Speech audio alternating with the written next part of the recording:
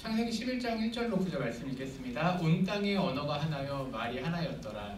이에 그들이 동방으로 옮기다가 신할 형제를 만나 거기 거류하며 서로 말하되 자 벽돌을 만들어 견고히 굽자 하고 이에 벽돌로 돌을 대신하며 역청으로 진흙을 대신하고 또 말하되 자 성읍과 탑을 건설하여 그 탑 꼭대기를 하늘에 닿게 하여 우리 이름을 내고 온 지면에 흩어짐을 면하자 하였더니 우리 5절 같이 읽습니다. 여호와께서 사람들이 건설하는 그 성읍과 탑을 보려고 내려오셨더라. 여호와께서 이르시되 이 무리가 한 족속이요 언어도 하나이므로 이같이 시작하였으니 이후로는 그 하고자 하는 일을 막을 수 없으리로다. 자 우리가 내려가서 거기서 그들의 언어를 혼잡하게 하여 그들이 서로 알아듣지 못하게 하지 마시고 여호와께서 거기서 그들을 온 지면에 흩으셨으므로 그들이 그 도시를 건설하기를 그쳤더라. 같이 읽습니다. 그러므로 그 이름을 바벨이라 하니 이는 여호와께서 거기서 온 땅의 언어를 혼잡하게 하셨음이니라. 여호와께서 거기서 그들을 온 지면에 흩으셨더라. 아멘. 네, 오늘은 바벨, 우리 인간의 디자인이라는 제목으로 말씀을 전하도록 하겠습니다. 우리는 지금 그동안 하나님의 디자인, 하나님의 질서 부여하심이라는 것을 가지고 말씀을 창세기를 쭉 이끌어왔습니다. 앞에서 창세기 1장부터 11장까지는 중요한 사건 4가지를 보면 창조, 타락, 노아의 홍수, 그리고 오늘 마지막인 바벨탑 사건이 중요한 4사건입니다. 혹시 이 그림을 보신 적 있나요? 혹은 이와 비슷한 그림을 보신 적 있나요? 네. 이거는 이제 16세기에 그려진 그림입니다. 그래서 뭐랄까 이게 피터 브레겔의 대바벨탑이라고 하는 건데 우리가 많이 본 바벨탑 관련된 그림은 이런 그림입니다. 근데 실제로 이 그림은요 어떤 특징이 있냐면 이게 16세기 네덜란드의 공법이 들어간 그림이에요.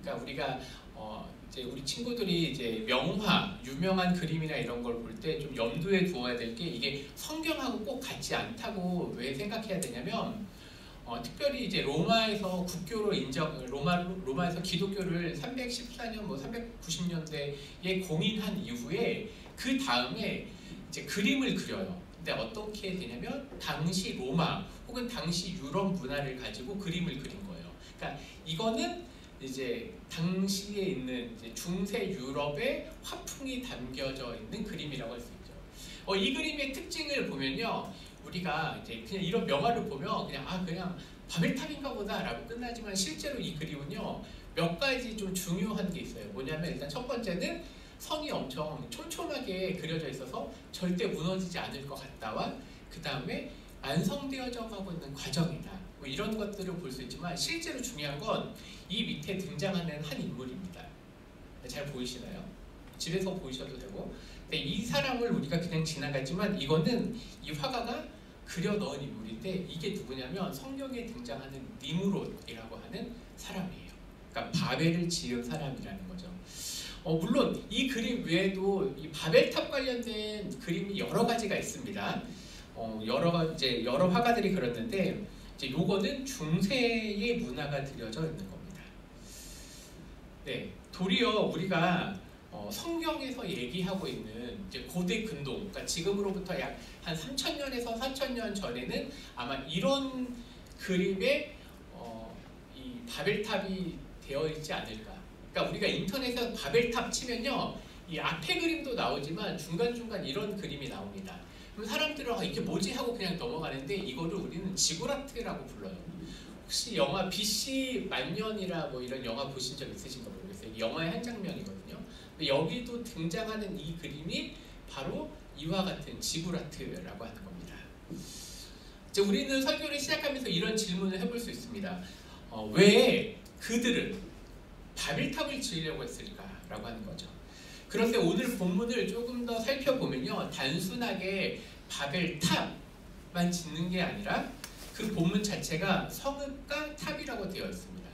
우리나라 말로는 성읍이라고 되어 있지만 히브리어로 가면은 도시. 사실은 조금 더 이야기하면 고이라고 하는 히브리어는 나라를 뜻하는 거죠. 즉 그들은 어떤 나라를 만들려고 했고 그 결과물로 이 탑을 지었다고 할 수 있습니다.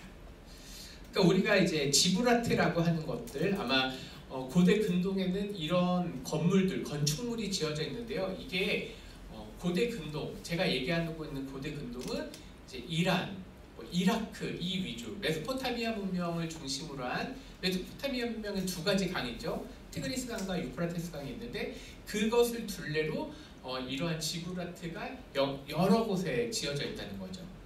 사실은 이거의 연결선상에서 또 볼 수 있는 게 피라미드도 사실은 또 연관이 있다고 우리가 해볼 수 있는 거죠. 자, 그러면 이 지구라트는 고대 근동 여러 문화에서 지어졌는데 왜 이것을 지으려고 했을까요? 다른 말로 얘기하면 이 지구라트라고 하는 건요, 인간의 문화를 대표적으로 상징하는 건축물이에요. 그들은 이 지구라트를 통해서 어떤 걸 표현하고 싶었을까? 한번 그것을 생각해보는 시간이었으면 좋겠습니다. 자, 그러면 일단 바벨이라고 하는 단어에 대해서 우리가 좀 생각해 봐야 되는데요. 성경에는 바벨이 세 군데에 등장합니다. 세 번 등장을 하죠. 그러니까 역사 속에서도 그럴 건데, 첫 번째는 오늘 본문 창세기 11장에 등장하는 바벨론인데, 이거를 우리는요 이제 아니면 고 바벨론, 아니면 영어로는 올드 바빌론이라고도 얘기해요. 그러니까 바벨론이라고 하는 문화를 두 개로 나눠요. 하나는 올드 바벨론, 하나는 뉴, 그러니까 새로운 신 바벨론이라고 해요. 그러니까 우리가 지금 보고 있는 아마 이런 문화가 등장하는 고대 근동은 옛 바벨론이에요. 그러면 뉴 바벨론이라고는 신 바벨론은 언제 등장할까요? 그건 바로 다니엘이 끌려갔을 당시의 문화를 우리는 신 바벨론이라고 할 수 있어요. 그러니까 우리가 혹시 이제 바벨론에 관련돼서 관심 있다거나 하는 사람들이 인터넷을 쳐보면 이렇게 목사님처럼 얘기하지 않고 이렇게 얘기하는 사람들이 있어요. 신 바벨론이 아마 옛 바벨론에 영향을 주었을 거다. 그러니까 이게 뭐냐면은 고대의 바벨탑 사건이 있는 게 아니라 아마 다니엘 시대에 끌려갔을 때 사람들이 그 당시에 바벨론에 있었던 그 어떤 성을 보고 아마 바벨탑을 상상했을 거다라고 얘기하는 사람들이 있어요. 근데 이거는 성경적인 건 아니에요. 그러니까 이거는 이제 우리가 주류라고 생각하는 정통주의가 아니라 성경을 이제 그러니까 신화로 치부하는 사람들의 얘기예요. 또 우리는 역사적으로 옛 바벨론과 신 바벨론을 나눕니다. 그리고 또 한 번 성경에 세 번 등장하는데 마지막에 등장하는 바벨론은 성경에 어디 등장할까요? 네? 맞아, 요한계시록. 요한계시록과 베드로 전서에 보면 바벨론에서 편지를 쓰거나 바벨론을 상징하고 있는 단어가 등장해요. 그거는 로마 시대를 얘기하고 있어요. 로마 황제나 로마 시대. 그러니까 우리가 역사를 이제 목사님 설교를 할 때 이제 문화 같은 거, 역사를 좀 가지고 얘기하는 게 우리가 실제로 왜 사람들이 바벨론이라고 하는 단어를 옛 바벨론과 신 바벨론, 이건 역사적으로 등장하는데 왜 로마를 바벨론이라고 상징하면서 썼을까를 이제 오늘 답서 찾아볼 수 있어요. 왜 로마라고 하는 거를, 물론 이제 당시에 박해 때문에 로마라고 표현할 수는 없었지만 왜 하고 많은 나라들 중에 바벨론이라고 요한계시록에 썼을까? 그것도 한번 생각해 볼 필요가 있죠. 그럼 이제 세 번 등장했다라는 걸 생각했고, 자, 그러면 이제 이렇게 생각해 볼 수 있어요. 당시 이제 우리가 고대 근동이라고 얘기했을 때는 3,4천 년 전이고, 이제 로마 얘기를 하면 지금부터 2,000년 전이에요. 그러니까 이제 2,000년 뒤로 오는 거예요. 지금으로부터는 2,000년 전이지만 고대 근동에서는 다시 2,000년 뒤. 그 중간에 로마 시대 때는 왜 바벨론이라고 했을까라고 생각해보면 그 고대 근동이나 로마에서는 끊임없이 그들이 만들어가는 문화가 있다는 거예요. 고대 근동에서의 문화, 로마가 얘기하고 있는 문화가 연결되어 있다는 거죠. 왜 그럴까 생각해 보았으면 좋겠어요. 이제 계속 질문을 던지는 거죠. 자, 그러면 일단 바벨탑이라고 하는 단어를 좀 봐야 되는데, 우리 바벨이라고 하는 단어가 히브리어에서는 뭐라고 되어 있느냐라고 하니까요, 바벨은요 혼란스럽게 하다, 혼잡하게 하다. 즉 성경에서 바벨을 해석하는 입장은요, 저 바벨은 혼란스럽게 하는 거야 라고 하는 해석을 해요. 그런데 고대 근동 언어, 아카드어라고 하는, 우리 친구들이 이제 역사책을 보거나 자기 역사에 관심이 있어서 좀 역사 공부를 하거나 게임을 하면은 이제 고대 근동 관련된 이제 게임들도 많거든요. 고대 근동이라는 건 4,000년 전에 아카드어에서는 바벨이라는 단어의 뜻이 이거예요. 신의 문. 보세요. 성경에서는 바벨을 혼란스럽게 하는 것이라고 해석을 했는데 아카드어에서는 이제 고대근동 언어에서는 바벨을 뭐라고 그래요? 신의 문이라고 번역을 해요. 어떤 사건을 보았을 때 성경과 세상이 해석하는 게 다르다는 거예요.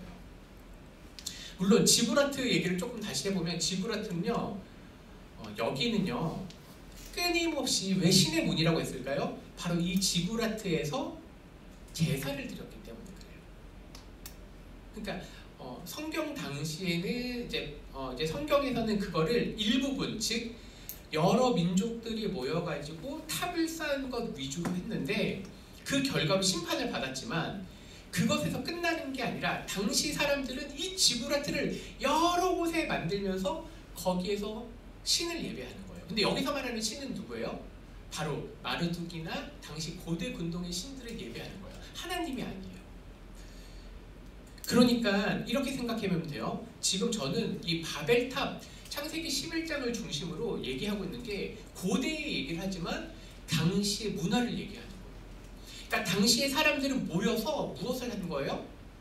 이방의 신들을 예배하는 것들, 그리고 하나님을 대적하는 지브라트, 바벨탑을 만든 것, 그것을 얘기하고 있어요. 아까 성경에서 우리 니무롯이 등장했다고 했죠. 그림에서. 그럼 니무롯에 대한 얘기를 좀 해보고 다시 바벨탑으로 좀 와보도록 하겠습니다. 창세기 10장 8절에서 12절은요, 이제 말씀을 제가 읽을게요. 구스가 또 니무롯을 낳았으니 여기서 말하는 구스는요, 함의 자손입니다. 그러니까 노아 이후에 다 노아의 가족이에요.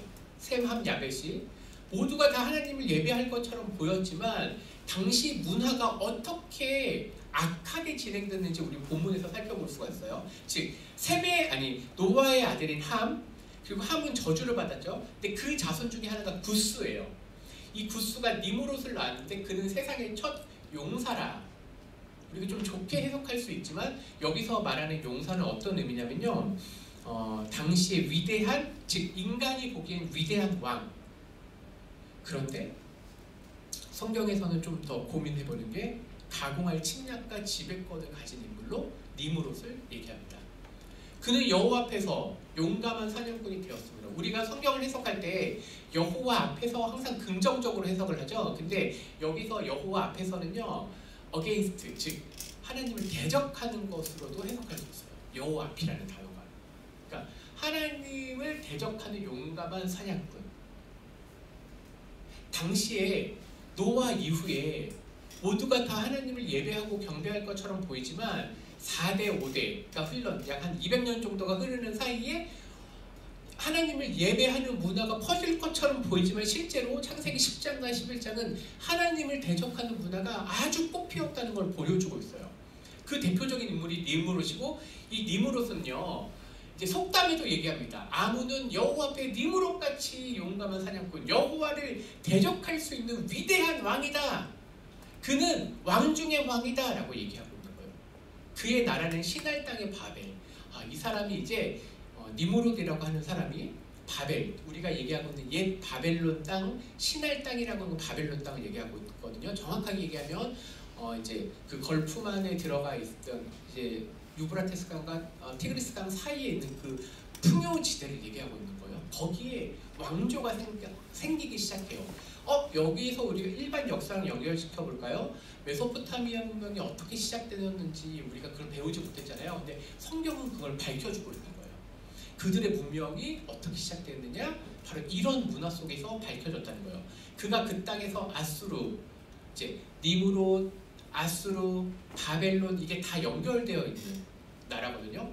니느웨와 갈라 사이에 레센을 건설할 때 이는 큰 성읍, 여기서 큰 성읍이라고 하는 건 아주 큰 나라라는 걸 의미하는 거예요. 이제 이거는 다음 주에 있는 창세기 12장하고 좀 연결을 더 해보도록 할게요. 어쨌든 니무롯이라고 하는 사람 중은 이 사람은요, 고대 문화의 대표적인 문화를 만드는 사람. 왜냐하면 당시 왕은요, 문화를 만드는 사람이거든요. 근데 니무롯이라고 하는 사람이 그런 사람이에요. 근데 일반 역사책에는 니무롯이라고 하는 사람이 등장하지 않은데 그게 왜 그러냐면 히브리어적 표현과 당시 고대 언어, 즉 아카드어나 이런 언어는 다른 해석을 쓰는 거예요. 그러니까 예를 들면 이거죠. 우리나라 역사책에는 대통령이라고 썼어. 한글로 대통령. 뭐 지금 이제 바이든 대통령인데 우리가 예를 들면 대통령이라고 썼어요. 그래서 한 3,000년, 4,000년이 지났어. 그래서 한국에서 어떤 책이 발견된데 미국 대통령을 대통령이라고 하는구나. 근데 미국 가서 바이든한테 대통령님 알아들어 못 알아들어? 뭐라 그러지? 프레시던트라고 불러야 되잖아요. 그런 거예요. 아마 그래서 당시에 이 니무롯이라고 하는 사람의 가장 가까운 사람이 누군가라고 하니까 이게 바벨론의 사르곤 왕이라고 하는 왕이 아마 가장 추론의 높은 후보군이에요. 어쨌든 여기에서 이 니무롯이라고 하는 사람을 역사적인 어떤 평가긴 하지만 구체적으로 성경에서 니무롯을 어떻게 해석하는지 좀 생각해 볼 필요가 있어요. 니무롯이라고 하는 이름의 뜻은 뭘까요? 그건 이런 뜻이에요. 배반. 우리가 반역하리라. 누구로부터? 본문에서 얘기했잖아요. 9절에 보니까 여호와 앞에서, 즉 여호와를 대적하는 그런 반역자라고 하는 대표적인 사람. 그래서 그를 폭군과 독재자를 상징한다고 해요. 그러니까 이 하나님을 대적한다라는 의미가 이제 우리가 9절에서 발견해 볼 수 있죠. 그러니까 지금 우리가 9장 노아의 홍수 이후에 10장, 11장은 바벨탑 사건을 중심으로 어떻게 세상 문화가 연결되고 있는지, 세상 문화가 어떻게 세워지는지를 보여주고 있는데 그 대표적인 인물로는 니무롯을 뽑았고 그 대표적인 문화의 상징물로 지구라트, 바벨탑, 그리고 고대 바벨론, 더 나아가서 역사책에선 메소포타미아 문명이 어떻게 연결되어 있는지를 보게 돼요. 성경 본문은 아니지만 조금 설명해 볼게요. 메소포타미아 문명에서 등장하는 신들이 연결을 쭉 하게 되면서 이 신들이 어디까지 연결될까? 이집트의 고대 신들에게 연결이 돼요. 그러니까 지금 문화가 동쪽에서 서쪽으로 다시 가고 있거든요. 뭐냐면 이 지리를 알아야 되는데 메소포타미아 문명에서 등장하는 신들이 등장을 하고 이 문화가 간접적으로 그리고 직접적으로 나일강 문명에 영향을 줘요. 그러니까 나일강에서 신들이 등장을 하거든. 근데 그 신들이 그냥 등장하는 게 아니야. 다 연관이 되어 있어. 그리고 이 고대 이집트에서 신들이 또 어디로 연결될까? 그리스 로마 신화로 연결돼요. 그러니까 이제 이런 신들의 영향을 보면 성경에서 말하고 있는 바와 역사책에서 얘기하고 있는 바, 우리 친구들이 지금 배우는 건요, 실제 역사나 일반 세큘러, 즉 일반적인 역사에서 배우는 대부분요 메소포타미아 문명, 이집트 문명, 그리고 그리스 로마 철학을 배워요. 그러니까 이거를 헤브라이즘이라고, 이거를 헬레니즘이라고 부르거든요.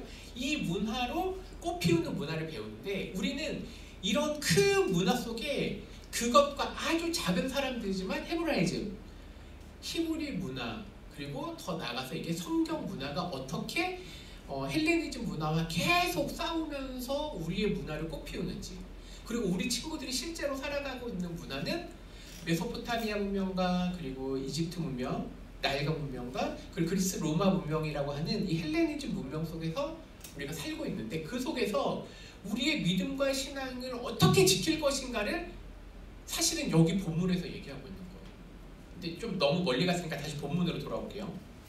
어쨌든 메소포타미아 문명에서 이게 이집트 나일강 문명과 그리스 로마 신화로 연결되는 것, 즉 헤브라이즘과 헬레니즘을 비교해 볼 수 있는데 이제 여기에서 이런 고민을 하게 됩니다. 뭐냐면 당시 바벨을 우리가 바벨탑이라고 얘기해서 탑만 생각하지만 그렇지 않아요. 본문 자체는 바벨을 중심으로 한 성읍, 도시, 나라가 세워진다고 얘기하고 있어요. 그러니까 그들은 도대체 어떤 문화, 어떤 도시, 어떤 나라를 세우고 싶었는지를 우리가 살펴볼 필요가 있다는 거예요. 그들은 그래서 이렇게 얘기를 해요. 11장 4절에 보니까 이제 본문을 띄우지 않을게요. 창세기 11장 4절에서는 그들이 이렇게 얘기하고 있습니다. 뭐라고 하면 우리 이름을 내고 하늘에 이러죠. 성읍과 탑을 건설해서 하늘에 닿게 하여 우리 이름을 내자. 즉 자신들의 정체성을 드러내자고 얘기해요. 앞에서는 하나님께서 창세기 1장, 창세기 9장에서는 땅에 충만하라, 땅에 흩어져서 충만하라고 얘기되어 있는데 사람들은 모이는 거예요. 하나님 통치는 땅에 흩어져서 곳곳에서 하나님을 예배하며 살아라고 되어 있는데 그게 아니라 그들은 도리어 모여서 자신들의 나라를 만들고 있다는 거예요. 그리고 그곳에서 뭐 해요? 하나님을 떠나 이방신들을 예배하는 지구라트, 바벨탑, 바벨의 나라를 만드는 거죠.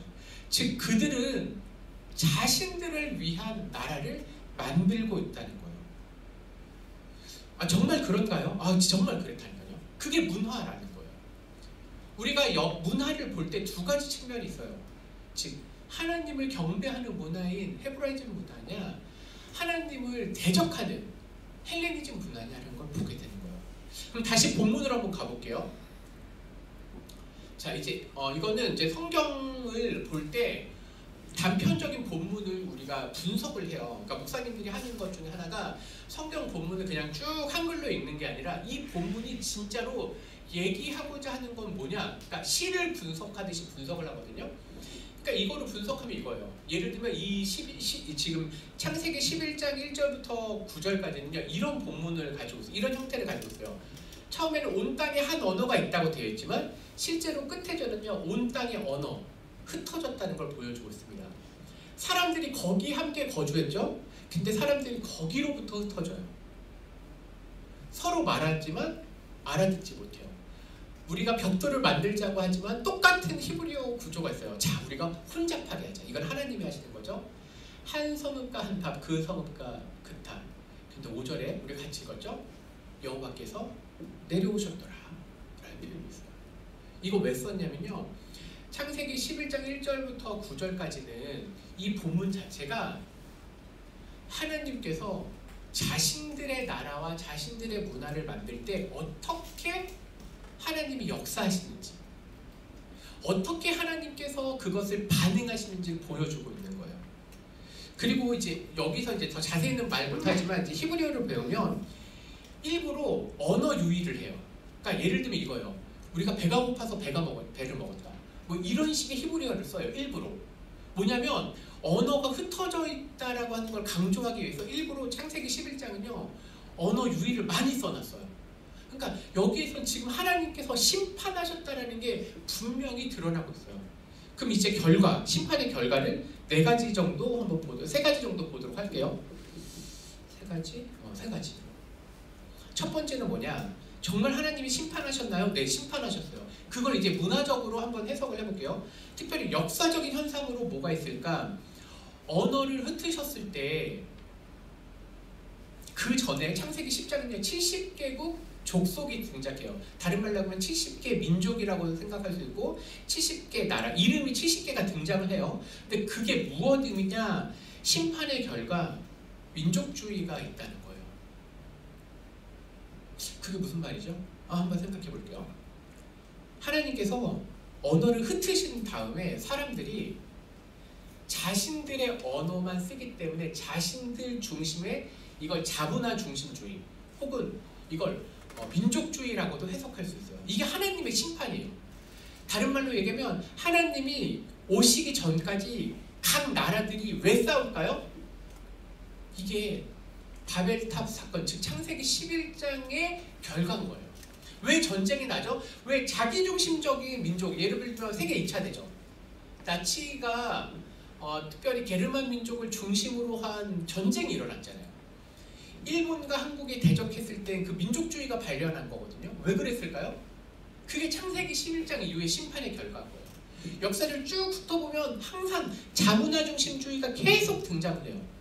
소위 이거를 우리나라는 국뽕이라고도 얘기를 하긴 하지만 이게 어떨 때는 긍정적인 효과가 있어요. 우리나라 최고야, 우리나라 잘할 거야 라고 하지만 실제로 그 문화의 이면을 보면요 엄청난 배타주의가 등장을 해요.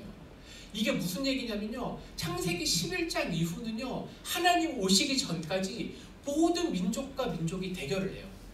이게 마태복음 24장에도 등장하거든요. 민족과 민족이 싸운다. 그런데 요한계시록 가면 어떻게 되죠? 모든 그 장로들, 여기서 말하는 장로는요 교회 장로님을 얘기하는 게 아니라 실제로는요 왕을 뜻해요. 왕들이 자기의 관을 여호와 앞에 던져요. 즉 모든 흩어졌던 민족들이 주님 앞에 무릎 꿇고 경배한다는 거예요. 오직 한 왕을 섬긴다는 거예요. 그렇지만 그 전에는요 이게 계속해서 이게 등장할 거예요. 최근에 미얀마에서도 여러 가지 이제 폭력 사건들이 등장하죠. 근데 미얀마도 잘 살펴보면요, 이 미얀마의 중심 종족들이 있어요. 그 종족들이 자기 중심적으로 나라를 통치하려고 이걸 계속해서 고민을 해요. 말레이시아도 마찬가지고 1960년대가 70년대도 말레이시아에서도 이런 것들이 있었거든요. 그러니까 민족주의는요, 바벨탑 사건, 창세기 11장 이후의 심판의 결과예요. 이게 역사적인 현상이에요. 두 번째, 심리적인 현상이 있어요. 왜 그럴까? 한번 보세요. 창세기 3장에서 여호와의 집 에덴에서 쫓겨난 아담과 하와는요, 뭘 가지고 있죠? 영원한 상실감, 하나님 집에 대한 소망함을 갖고 사는 거예요. 그래서 모든 사람이요, 우울증에 빠질 수 있는 가능성이 누구나 다 있는 거예요. 그것을 뭐라고? 모든 사람이 구멍이 있다고 얘기해요. 루터 같은 경우에나 하이데거는 그걸 뭐라고 얘기하냐면요, 이거를 본질적인 우울감, 그러니까 누구나 다 우울감이 있을 수 있다고 얘기해요. 근데 이게 왜 등장하죠? 창세기 3장, 창세기 6장, 그리고 창세기 11장에는요, 상실하고 심판에 대한 인간의 두려움이 언제나 있기 때문에 쉽게 얘기하면요, 이거요, 공포라고 하는 것, 어떤 거 무서운 거냐 대상이 있거든요. 근데 이런 우울감이나 혹은 이걸 뭐라고 얘기할까? 이거를 불안감은요, 대상이 없어. 우울과 불안은 대상이 있는 게 아니거든요. 근데 이게 모든 인류가 그 결과를 갖게 되는 거예요. 심판의 결과. 이걸 심리적으로 그렇게 해석할 수 있어요. 그러니까 바벨탑 사건 이후에 이제 사람들은 아까 민족주의가 등장했죠. 민족별로 개인으로 뭐 가지고 있어요? 심리적인 불안감을 가지고 평생 살아갈 수밖에 없는 거예요. 지금 최근에 미국에서 조사를 했는데요, 이런 조사 결과가 나왔어요. 미국 청소년, 청년을 대상으로 했을 때 교회 다니는, 실제로 신앙생활을 하는 사람들의 정신 상태가 가장 우수하다. 그게 무슨 말이에요? 아까 얘기했잖아요. 파스칼이 얘기했던 모든 사람의 그 마음에 구멍이 있는데, 그나마 교회 가고 하나님을 믿는 사람들은 그 사람이 진짜 하나님을 믿던 안 믿던 교회 생활을 하면요, 우리가 그 마음의 구멍을 막을 수 있는 유일한 존재가 하나님이거든요. 근데 그 하나님이 계시기 때문에 정신적 우울감에 빠지지 않아. 근데 미국에서 조사하면 우리나라도 마찬가지예요. 많은 사람들이 하나님을 떠난 지금 문화잖아요. 근데 그 사람들은요, 우울감을 계속 가지고 산다는 거예요. 뿐만 아니라 가인과 노아 사이에 폭력이 있었죠. 그 다음에 이제 마지막 문화적인 현상, 지금 역사와 심리, 문화적 현상을 마지막으로 얘기할게요. 자, 그들은 왜 바벨탑을 지으려고 했느냐, 우리가 처음에 얘기했지만 이 문화적 현상이 뭐예요? 그것은 하나님을 대적하는 도시, 하나님을 대적하는 성읍, 하나님을 대적하는 문화를 만들려고 했다는 거예요. 이게 심판의 결과고 심판의 원인이기도 해요. 저는 그러면서 창세기 11장을 묵상을 쭉 하면서 이번 주에 코로나 사건에 대해서 얘기를 한번 생각해 봤어요. 뭐냐면 이거예요. 이제 이 바벨탑 사건도 마찬가지인데, 이제 AD 한 100년 전후 200년에서 로마 시대가 점점 자라서 로마가 어떤 최강국의 나라가 되었을 때 하나님께서는 로마라고 하는 나라를 흩으셨어요. 로마를 멸망시키셨거든요. 또 중세는요, 카톨릭이라고 하는 아주 부강한, 즉 전 유럽을 상징하고 있는 교황권이 가장 올라갔을 때 하나님은 종교개혁이라고 하는 것을 내서 이 카톨릭을 심판하셨거든요. 세계가 통신과 교통, 항공 등 온라인의 발달로 하나가 되었다고 자화자찬했을 때예요. 근데 그때 코로나가 터졌어요. 우리가 어떤 우리 중심적인 문화와 우리가 가장 위대하다고 얘기하고 있는 바로 그 순간에 사실은 코로나19가 터진 거죠. 왜 다시 흐트렸을까요? 이것은 고린도전서 10장 12절에 보면 이렇게 표현되고 있어요. 선줄로 생각하는 자는 넘어질까 조심하라. 즉 세상의 큰 문화는요, 하나님을 존중하고 존경하고 경외하는 문화, 헤브라이즘 문화가 있는 반면에 또 한편에 하나님을 대적하고 배격하고 하나님을 미워하는 문화가 있다는 거예요. 즉 바벨, 인간의 디자인은요, 어떤 부분일까요? 하나님을 떠났다면 그것은 하나님을 대적하는 문화를 만들었다는 거예요.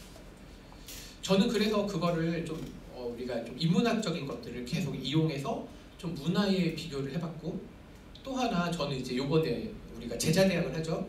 제자대학도 이것을 중심으로 한번 세상을 어떤 눈으로 볼 것인지에 대해서 얘기해 보려고 해요. 왜냐하면 이런 눈을 통해서 우리가 두 문화를 비교하는 걸 실제로 배워볼 필요가 있어요. 저는 우리 친구들 중에 오늘까지 마감이긴 하지만 이 제자대학을 같이 좀 온라인 제자학교를 좀 참여해서 이런 좀 두 눈을 가지면 아주 좋을 것 같아요. 어쨌든 오늘 본문은 그렇게 인간의 비참함, 하나님의 심판 가운데 흩어진 것처럼 보이는 것으로 끝납니다. 근데 그렇다면 성경은 그렇게만 해서 끝날까요? 아니요. 성경은 창세기 12장에 그런 하나님을 대적하는 문화 속에서 아브라함을 중심으로 한 성은, 이건 다음 주에. 근데 오늘은 언어를 가지고 마지막을 얘기하겠습니다. 스바냐 3장 9절에서 11절. 그때 내가 여러 백성, 여기서 말하는 여러 백성은 여러 민족을 얘기하는 거예요. 여러 백성의 입술을 깨끗하게 하여 그들이 다 여호와의 이름을 부르며 한 가지로 나를 섬기게 하리니. 창세기 11장의 심판이 회복되는 본문이죠. 10절. 내게 구하는 백성들 곧 내가 흩은 자들의 딸이 구스강 건너편에부터 예물을 가지고 와서 내게 바칠지라. 이들은 심판 때문에 흩어졌다면 다시 하나님 나라의 회복을 통해서 돌아올 것을 상징하는 게 스바냐 본문입니다. 그날에 내가 내게 범죄한 모든 행위로 말미암아 수치를 당하지 아니할 것은 그때 내가 내 가운데서 교만하여 자랑하는 자들을 제거하여, 여기서 바벨 문화의 어떤 특징, 교만과 자랑하는 것들을 제거하며 내가 나의 성산, 여기서는 새 예루살렘을 얘기하는 겁니다. 다시는 교만하지 않게 할 것입니다. 오직 주님을 섬길 것이라고 구약에서 스바냐는 예언했고, 그것이 실제로 사도행전 2장의 오순절 성령 사건으로 우리가 이루어지는 것을 또 보게 되고, 지금도 오늘날도 여전히 성경 번역이나 복음 전파를 통해서 하나님 앞에 이방 민족들이 돌아오는 것을 보게 됩니다. 이제 말씀을 마치겠습니다. 바벨의 문화는요, 하나님을 대조하는, 바벨이라는 것은 하나님 나라를 대조하는 겁니다. 그럼 이제 우리 친구들은 어떤 문화를 쫓아 살 것인가요? 바벨의 문화인가요? 하나님 나라의 문화인가요? 바벨론을 따라갈 거나요? 아니면 하나님의 왕국, 하나님의 나라를 쫓을 것인가요? 이 질문으로 오늘 설교를 마치도록 하겠습니다. 기도하겠습니다. 주님 감사합니다. 우리가 바벨탑 사건을 그냥 단순하게 어떤 탑을 짓고 높은 탑을 지어서 심판을 받은 것으로 생각하였지만, 실제로 이 창세기 11장 바벨탑 사건과 이 바벨의 나라를 보면서 하나님 나라를 대적하는 문화가 어떻게 커가지고 있는지, 그리고 그 결과가 우리들에게 그리고 지금 시대를 어떻게 지배하는지를 좀 보았습니다. 주님, 이러한 시대와 문화 속에서 우리들이 어떻게 경건하고 하나님 나라를 꿈꾸며 살아갈 수 있을지 우리가 함께 고민하게 도와주시옵소서. 특별히 창세기 말씀을 통하여서 우리가 단순히 이것이 옛 책으로 끝나는 것이 아니라 오늘날도 말씀하시는 하나님, 그리고 이 시대와 이 민족을 성경을 가지고 다시 살펴볼 수 있는, 이 세대를 분별할 수 있는 그러한 지혜를 허락하여 주시옵소서. 주님의 말씀이 우리들 내면 가운데 찾아와 오셔서 성령의 충만함과 그리고 역사와 문화를 다시 볼 수 있는 그러한 새 눈을 허락하여 주시옵소서. 예수님 이름으로 기도합니다. 아멘. 그 목사님이 약간 설교를 되게 어렵게 하는 이유 중에 하나가, 우리 친구들이 실제로 이제 그러니까 우리 친구들이 학교에서 배우는 문화가 성경하고 되게 많이 다를 거예요. 그래서 목사님 이거를 좀 많이 얘기할 수밖에 없어. 안 그러면 우리 친구들이 정말로 자신이 하나님을 진짜 사랑하고 하나님을 좀 더 알겠다라고 하는 시간들이 대부분 이제 뭐 청소년이나 청년 때, 아니면 그 이후에 오거든요. 그럼 그 전까지 우리의 머리와 우리 가슴을 주장하는 문화가 어떤 거냐면, 아까 얘기했던 이 헬레니즘 문화가 우리를 다스려요. 이 성 관련된 거 있잖아요. 성. 우리 친구들 성에 대한 관심들이 있잖아요. 근데 그 성에 대한 문화가 두 가지가 있어요. 헬레니즘 중심으로 하는 그 성적인 문화와 그리고 성경에서 얘기하는 문화 두 가지가 크게 있거든요. 근데 그 문화를 우리 친구들이 이제 더더욱 느낄 거예요. 이제 목사님이 성교육을 재작년에 했나요? 재작년에 했죠? 이제 그때도 했던 얘기지만 그게 항상 이게 두 가지가 대조되거든요. 물론 더 많은 게 있긴 하겠지만, 그래서 목사님이 더 이런 거를 얘기를 할 수밖에 없어. 안 그러면 우리 친구들이 일반 문화 속에서 거기에 완전 빠지게 되거든. 그래서 목사님이 좀 어렵지만 좀 하여튼 그래요. 네, 그만하겠습니다.